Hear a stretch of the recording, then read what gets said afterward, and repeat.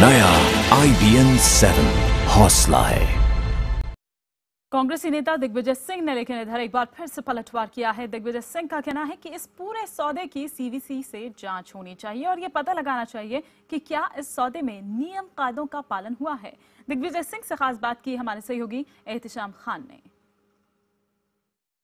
Rafale deal पर जो controversy हो रही है इस पर बात करने के लिए हमारे साथ कांग्रेस पार्टी के दिग्विजय सिंह जी है। सर, आपको क्या आपत्ति है?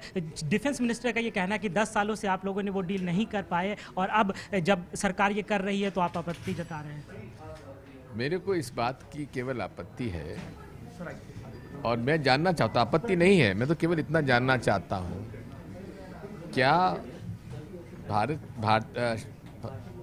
भारत सरकार का जो एक नियम और प्रक्रिया है जिसमें डिफेंस के जो हवाई जहाज़ और इक्विपमेंट हैं वो खरीदने के लिए जो एक बोर्ड बना हुआ है उससे क्लियरेंस हुआ है कि नहीं हुआ है। मुझे केवल इतना पता लगाना है कि हर डिफेंस की परचेज की एक उसका ड्यू डिलिजेंस होता है, वो हुआ है कि नहीं हुआ है। और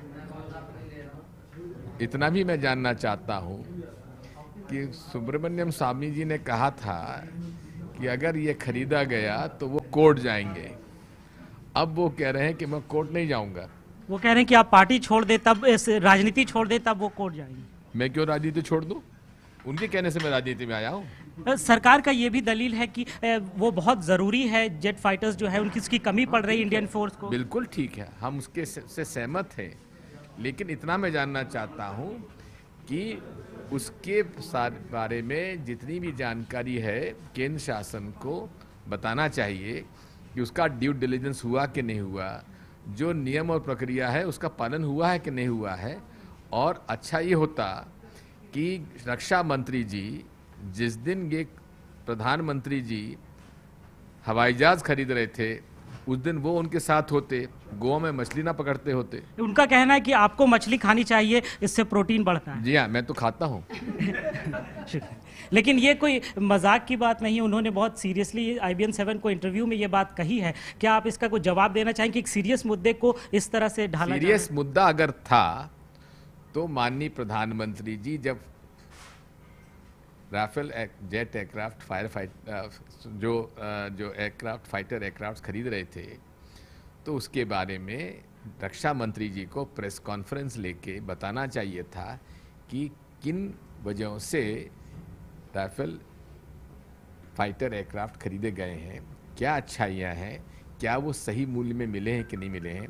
अब इसी बात को बॉफर्स की जब हम लोगों ने तोपें खरीदी थी तो यही भाजपा ने राजीव जी पर आरोप लगाया था, जबकि बेहतरीन तोपें थी, सारी नियम और प्रक्रिया का पालन हुआ था। लेकिन अब उन्होंने विदेश में जाकर एक घोषणा कर दी।